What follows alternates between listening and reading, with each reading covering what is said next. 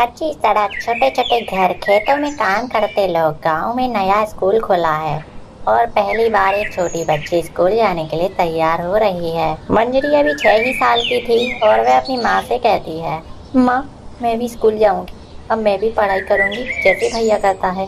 हाँ हाँ बेटा, अब तू भी पढ़ लिख कर बड़ी बनेगी, लेकिन रोज समय पर जाना पड़ेगा तुम्हें। अरे अरे, हमारी बेटिया भी पढ़ेगी, बहुत बढ़िया। देखना हमारी मंजरी सबसे आगे निकलेगी। गांव में यह बात फैल गई कि मंजरी स्कूल जाने वाली है। गांव की औरतें और बच्चों से देखकर बातें करने लगी। अरे मंजरी, तू स्कूल जा रही है? वहाँ क्या क्या सिखाते हैं? मास्टर जी ने कहा है वहाँ हम किताबों से पढ़ेंगे, खेलेंगे और लिखना भी सीखेंगे। अरे हमारी बिटिया तो बहुत होशियार है, पर स्कूल में मारपीट तो नहीं होती है ना बेटी? नहीं चाची, मास्टर जी बहुत अच्छे हैं। उन्होंने कहा है स्कूल में दोस्त बनेंगे और नई बातें भी सिखाएंगे हम। अगले दिन मंजरी पहली बार स्कूल जाने के लिए तैयार हो रही थी। माँ ने उसकी 2 चोटियाँ बनाई, नया झोला दिया और उसके हाथ में स्लेट थमा दी। जा बेटी, खूब मन लगा कर पढ़ना। हाँ माँ, मैं पढ़ लिख कर तुम्हारा नाम रोशन करूँगी, देखना। गांव के लोग मंजरी को स्कूल जाते हुए देख रहे थे। पहली बार किसी लड़की को स्कूल जाते देख सभी के मन में आशा की एक नई किरण चल गई। मंजरी खुशी खुशी स्कूल की ओर चल पड़ी। रास्ते में कई गांव वाले उसे देख रहे थे, कुछ हंस रहे थे तो कुछ हैरान भी थे। अरे भाई, अब हमारी लड़कियां भी पढ़ेगी, ये कैसी नई हवा चल पड़ी। हाँ हाँ काका, अब हमारी बिटिया भी पढ़ेगी। मास्टर जी ने कहा है कि बेटियों को पढ़ाना बहुत जरूरी है। गांव के लोग चकित थे, कुछ सहमत थे तो कुछ असमंजस्य में, पर मंजरी बेफिक्र होकर स्कूल की ओर बढ़ रही थी। मंजरी स्कूल के आंगन में पहुंची। वहां बहुत सारे बच्चे खेल रहे थे। कुछ उसे देखकर हंसने लगे तो कुछ उसे देखकर खुश हुए। अरे तुम भी आई हो, मैं सीमा हूँ, हम साथ में पढ़ेंगे। हाँ, और मैं भी तुम्हारे साथ खेलूंगी। तभी घंटी बजी और सभी बच्चे क्लास में चले गए। मास्टर जी आए और सबको देखकर मुस्कुराए। बच्चों, आज हमारे स्कूल में एक नई छात्रा आई है। यह मंजरी है, तुम सब इसे दोस्ती से अपनाओ। स्वागत है मंजरी। मंजरी को बहुत अच्छा लगा। वह पहली बार पढ़ाई करने बैठी। मास्टर जी ने स्लेट पर अ लिखना सिखाया। बेटा कोशिश करो, यह देखो ऐसे लिखते हैं। मंजरी ने ध्यान से देखा और कांपते हाथों से अ लिखने की कोशिश की। पहला अक्षर थोड़ा टेढ़ा मेढ़ा हुआ, लेकिन सभी ने ताली बजाई। वाह, तुमने तो सीख लिया। थोड़ा टेढ़ा हुआ है, लेकिन मैं और कोशिश करूंगी। यही तो सच्ची सीख है, कोशिश करने से ही इंसान सीखता है। मंजरी का पहला स्कूल का दिन बहुत अच्छा बीता। घर लौटते समय वह खुशी खुशी दौड़कर माँ के पास पहुंची। माँ, मैंने अ लिखना सीख लिया, देखो मेरी स्लेट। मेरी बिटिया तो बहुत होशियार है। देखा काका, हमारी बिटिया भी अब पढ़ लिख कर आगे बढ़ेगी। धीरे धीरे गांव में और भी लड़कियां स्कूल जाने लगी। मंजरी की हिम्मत ने पूरे गांव में बदलाव की एक नई लहर ला दी। समय बीतता गया। मंजरी अब बड़ी हो गई थी और स्कूल में सबसे होशियार छात्रा मानी जाती थी। उसने गांव के दूसरे बच्चों को भी पढ़ाई के लिए प्रेरित किया। लेकिन एक दिन एक बड़ी समस्या आ गई। गांव के स्कूल में पढ़ाने वाले मास्टर जी का तबादला हो गया था। गांव में अब कोई शिक्षक नहीं था और स्कूल बंद होने की नौबत आ गई। बच्चे उदास थे और गांव के लोग चिंतित थे। अब बच्चों को कौन पढ़ाएगा? स्कूल फिर से बंद हो जाएगा तो हमारी लड़कियां पढ़ नहीं पाएंगी। क्यों ना मैं ही बच्चों को पढ़ाऊं, मैंने सब कुछ मास्टर जी से ही सीखा है।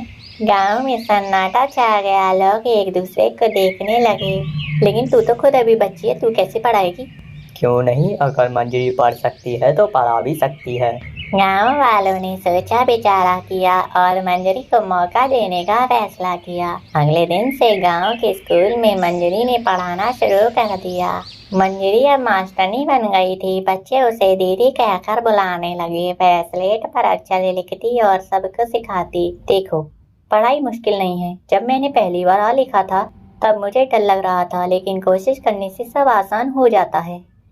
धीरे धीरे मंजरी की मेहनत रंग ला रही थी। गांव के लड़के लड़कियां पढ़ने लगे। बड़े बुजुर्ग भी चौंक गए थे कि उनकी बेटी अब गुरु बन गई थी। कुछ महीनों बाद शिक्षा अधिकारी गांव में आए और देखा कि स्कूल बिना किसी मास्टर के भी चल रहा था। जब उन्हें पता चला कि मंजरी ही गांव के बच्चों को पढ़ा रही है तो वे चकित रह गए। वाह, तुमने कमाल कर दिया बेटी। तुम्हारी मेहनत ने इस गांव को रोशनी दी है। हम तुम्हें गांव की स्थायी शिक्षिका नियुक्त करते हैं। गांव में खुशियों की लहर दौड़ गई। पहली बार गांव की बेटी एक शिक्षिका बनी थी। मेरी बिटिया ने तो कमाल कर दिया। सच, जब बेटी पढ़ती है तो पूरा समाज रोशन हो जाता है। अब मंजरी न सिर्फ अपने गांव बल्कि आसपास के गांव में भी प्रेरणा बन गई। उसकी कहानी हर किसी को बताई जाने लगी। एक छोटी लड़की जिसने पढ़ाई के रास्ते में आने वाली हर मुश्किल को हराकर गांव की पहली शिक्षिका बनने का सपना पूरा किया। मंजरी अब गांव की शिक्षिका बन चुकी थी, लेकिन उसका सपना यहाँ खत्म नहीं हुआ था। वह चाहती थी कि पूरे गांव के लोग पढ़ लिख सकें, सिर्फ बच्चे ही नहीं बल्कि बड़े भी। लेकिन इसमें एक बड़ी चुनौती थी। गांव के बुजुर्ग और खासकर औरतें पढ़ाई को जरूरी नहीं मानते थे। अरे बेटी, अब हम बूढ़े हो गए, पढ़कर क्या करेंगे? औरतों को पढ़ाई की क्या जरूरत है, हमें तो चूल्हा चौका ही करना है। पढ़ाई सिर्फ किताबों तक सीमित नहीं होती। अगर आप पढ़ना लिखना सीखेंगे तो दूसरों पर निर्भर नहीं रहना पड़ेगा। अपना नाम लिख सकेंगे, गिनती समझ सकेंगे और अखबार भी पढ़ सकेंगे।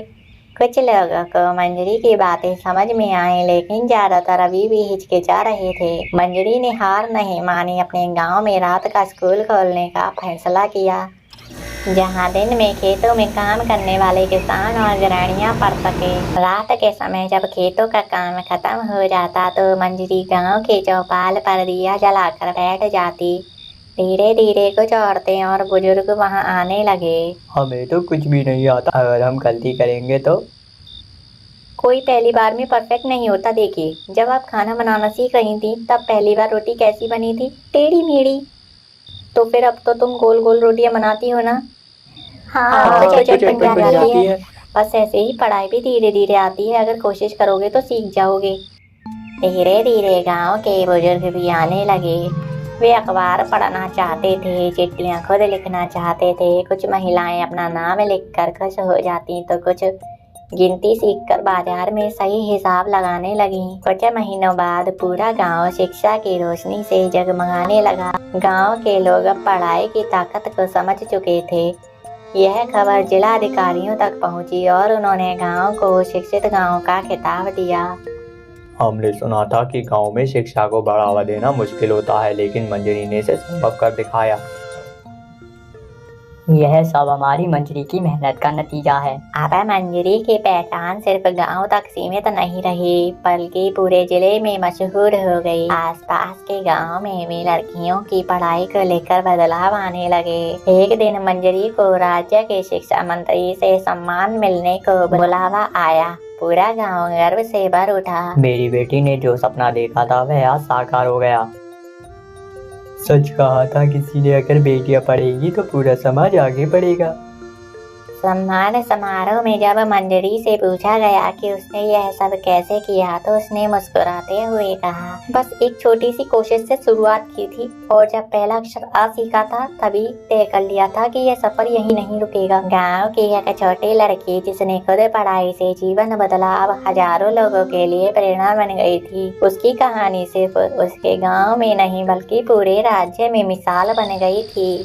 गांव अब पूरी तरह से शिक्षित हो चुका था। मंजरी की कहानी दूर दूर तक फैल चुकी थी। एक दिन शहर से एक महिला मैडम एलिजाबेथ अपनी सहायक के साथ गांव का दौरा करने आई। वह एक समाज सेवी थी और भारत के ग्रामीण शिक्षा सुधारों पर शोध कर रही थी। गांव के चौपाल में सभी लोग एकत्र थे। मैडम एलिजाबेथ ने चारों तरफ देखा। गांव की सुंदरता और अनुशासन से प्रभावित हुई। वह सीधे सीधे मंजरी के पास आई। तभी मैडम एलिजाबेथ बोली, Are you the girl who started education in this village? Yes ma'am, education is the right that removes the darkness of ignorance. गांव के लोग हैरान थे। मंजरी को अंग्रेजी बोलते देखकर सबके चेहरे पर गर्व झलक उठा। मैडम एलिजाबेथ भी चौंक गईं। That's wonderful. But tell me, how did you manage to educate the elders? It must have been difficult.